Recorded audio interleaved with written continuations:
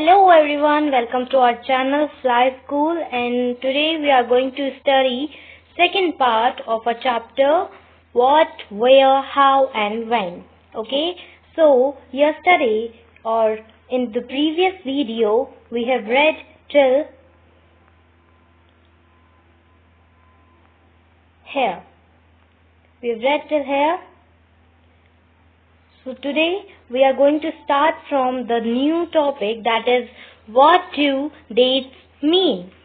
If somebody asks you the date, you will probably mention the day, month and year, 2000 and something. These years are counted from the date generally assigned to the birth of Jesus Christ, the founder of Christianity. So, अगर आपसे कोई पूछे कि आज date क्या है, कौन सा मंथ है, कौन सा डे है, कौन सा ईयर है, तो यू विल आंसर इन 2000 और आप कोई डेट बताएंगे या फिर आप कोई मंथ बताएंगे. सो ये जो डेट्स हैं वो किसके बेसिस पर दी गई हैं? बर्थडे ऑफ जीसस क्राइस्ट, मतलब कि जो क्रिश्चियनिटी के फाउंडर थे, जो क्रिश्चियंस के फाउंडर थे जीसस क्राइस्ट, उनके बर्थडे के बेसिस पर ये डेट दी गई हैं. जब उनका बर्थ हुआ था तो उसको हम मानते हैं 00. फिर when he was of 1 year तो उसको हम मानते हैं 01. तो इस तरह से ये डेट दी गई हैं. सो 2000 means 2000 years after the birth of Christ. तो 2000 ईयर का मतलब है कि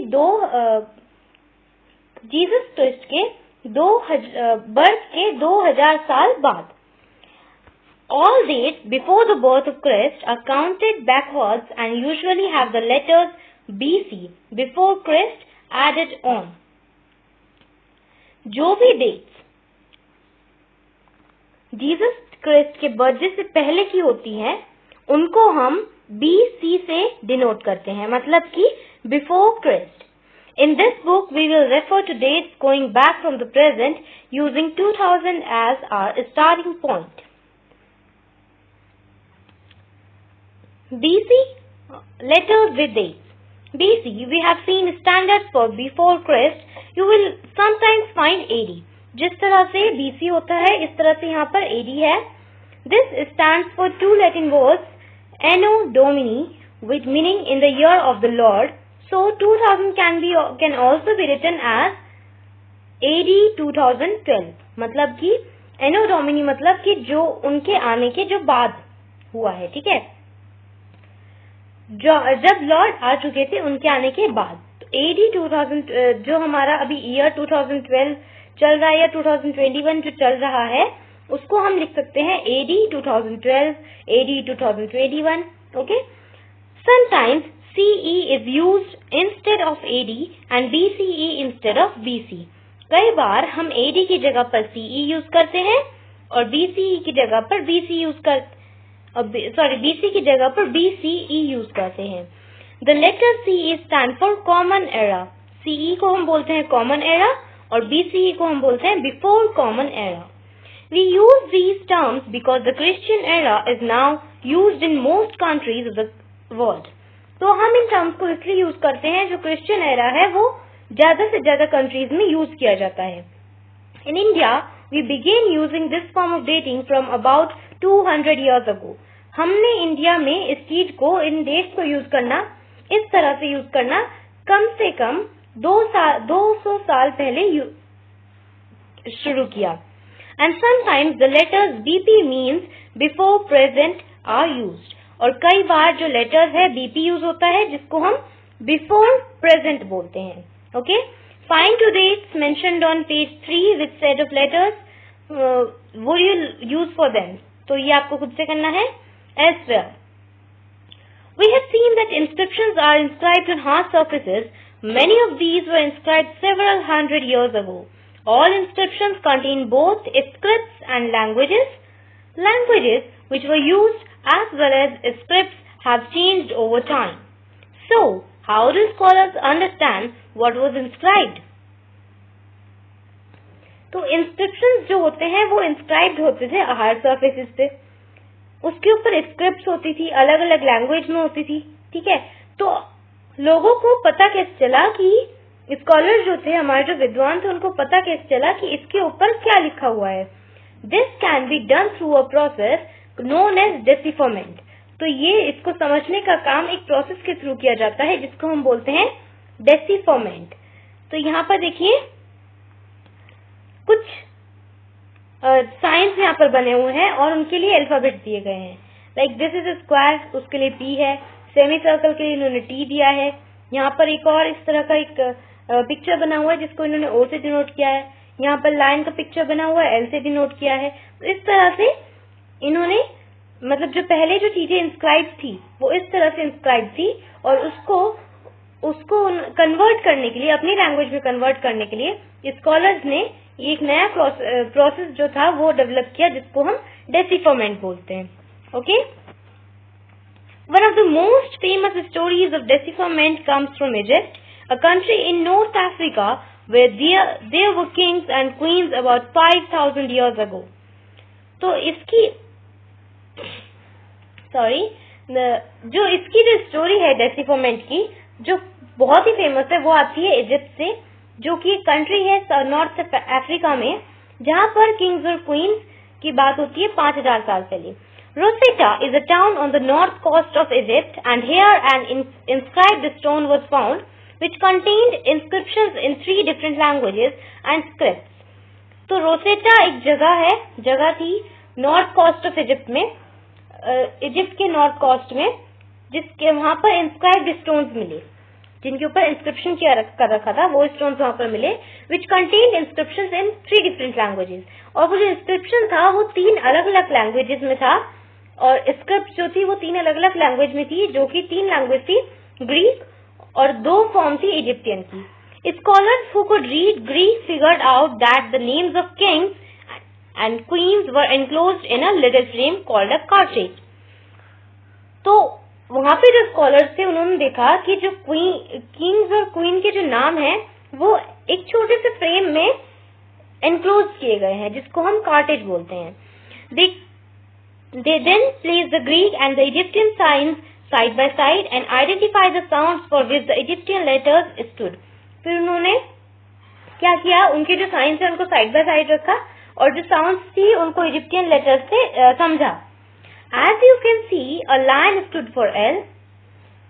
आपने ऊपर देखा कि लायन को उन्होंने L से डिनोट किया, एक बर्ड के लिए उन्होंने यूज किया A.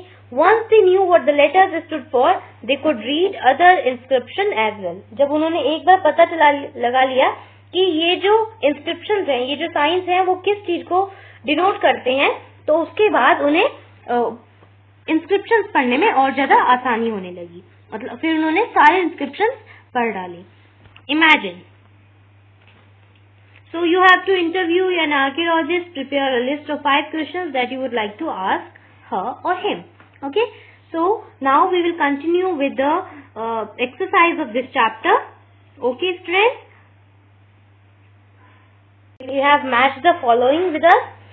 Narmada valley, Narmada valley के पास हमने पढ़ा था कि हंटिंग और गैदरिंग लोग किया करते थे, तो हम इसको इससे मैच करेंगे। मगध क्या था? द फर्स्ट बिग किंगडम, जो सबसे बड़ा किंगडम था, सबसे पहले जो लोकेट किया गया था, जो सबसे पहले बनाया गया था, वो था मगध। गारो हिल्स क्या है? अर्ली एग्रीकल्चर, तो गारो हिल्स में एग्रीकल्चर सबसे पहले शुरू किया गया था। Indus and it's tributaries, the first Indus and it's tributaries, the first cities, तो वहां पर जो है पहले सिटीज डेवलप की गई थी। Ganga valley cities about 2500 years ago, जो गंगा वैली के पास जो सिटीज बनी वो करीबन 2500 साल पहले लाई गई थी। ओके, तो ये मैच द फॉलोइंग है, आपका सॉल्यूशंस आपको दिए गए हैं। Next question, list 1 major difference between manuscripts and inscriptions. तो आपको एक मेजर डिफरेंस बताना है मैन्यूस्क्रिप्ट्स और इंस्क्रिप्शंस में। तो देखिए बच्चों, मैंने आपको बताया था मैन्यूस्क्रिप्ट्स वो स्क्रिप्ट्स होती हैं जो कि हैंड रिटन होती हैं, दे आर रिटन मैनुअली, और इंस्क्रिप्शंस होते हैं जो कि क्रेव किए गए होते हैं, मतलब कि हार्ड सरफेस पर उनको बनाया गया होता है। Manuscripts, they are hand written records of the past that were usually written on palm leaves or bark of trees. Inscriptions, These are writings engraved on hard surfaces like stones or metal. Okay? Next question. Return to Rashida's question. Can you think of some answers to it? तो रशीदा का question था कि कैसे किसी को past के बारे में पता चलता है, मतलब इतने, हमने सबसे पहले यही क्वेश्चन डिस्कस किया था कि इतने पहले के बारे में कोई कैसे पता लगा सकता है. Rashida's question was how could anyone know what had happened so many years ago? There are various ways by which people can know about the past. तो बहुत सारे वेज हैं जिससे पीपल पास्ट के बारे में पता लगा सकते हैं, जैसे कि मैन्यूस्क्रिप्ट्स और इंस्क्रिप्शंस होते हैं, उनसे पता लगा सकते हैं. जो पुराने जो हमें अवशेष मिलते हैं, जैसे बोन्स हो गए, और हमें पॉट्स की हमने बात की थी, सिल्वर कॉइन्स की हमने बात की थी, या कुछ भी मेटल है या नॉन मेटल है, कुछ भी है, उन चीजों से हम पता लगा सकते हैं पास्ट के बारे में. और जो बुक्स लिखी गई थी उस टाइम पर, उनसे भी हम पता लगा सकते हैं. One can know about the past in the following different ways: by studying manuscripts and inscriptions, by studying the various remains of the past such as bones, tools, weapons, coins, etc. to understand the life of people in the past, by trying to read and understand the books written in the past. So next question is, make a list of all objects that archaeologists may find. Which of these could be made of stone? A list of all objects. तो क्या क्या चीज archaeologist को मिल सकती थी? Remains of buildings, जैसे buildings पहले हुआ करती थी वो, paintings, sculpture, tools, weapons, pots, pans, ornaments, bones of animals और कॉइन्स. और जो स्टोन से बनी हुई है वो कौन कौन सी होती थी इसमें से? रिमेन्स ऑफ बिल्डिंग्स, स्कल्पचर्स होते थे, ठीक है, मूर्तियां होती थी, टूल्स होते थे, तो ये सब स्टोन से बने हुए होते थे. वेपन्स हो गए या फिर कुछ ऑर्नामेंट्स हो गए, तो वो भी स्टोन से बने हुए होते थे. Why do you think ordinary men and women did not generally keep records of what they did? So this question is, हमने आपको बताया था जो किंग्स हैं और क्वींस थे वो तो अपनी चीजों को इंस्क्राइब करके रख लेते थे, लेकिन जो ऑर्डिनरी पीपल थे लाइक गैदरर्स, हंटर्स, फार्मर्स, है ना, ये लोग अपनी चीजों को इंस्क्राइब नहीं करवा पाते थे. तो ऐसा क्यों था? Ordinary men and women did not generally keep records of what they did, as they had led a very simple lifestyle and did not consider it of such importance that it had to be recorded. Moreover, they did not know how to read and write. Only the kings used to maintain records of their victories, people and reign. Some records were maintained by hiring specialized scribes who recorded all important events by writing them down. Kings also employed highly skilled craftsmen who maintained records by inscribing them on stones. Such costly efforts could not be afforded by ordinary people. तो सबसे पहले तो ये बात थी कि जो ordinary people थे उनका जो लाइफ स्टाइल था वो बहुत ही सिंपल हुआ करता था, जिसका रिकॉर्ड रखने का कोई मतलब ही नहीं बनता. ठीक है, तो वो उसको रिकॉर्ड रखने लायक समझते भी नहीं थे कि उनका लाइफ स्टाइल इतना सिंपल था कि उसको इतनी इम्पोर्टेंस वो नहीं देते थे. Moreover, they did not know how to read and write. और दूसरा उन्हें ये नहीं पता था कि लिखना कैसे है और पढ़ना कैसे है.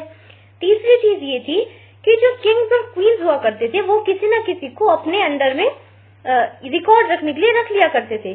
ठीक है, लेकिन जो फार्मर्स थे, गैदरर्स थे या फिर कोई भी ऑर्डिनरी पीपल जो हुआ करते थे वो इतना अफोर्ड नहीं कर सकते थे. वो किसी को अपने रिकॉर्ड रखने के लिए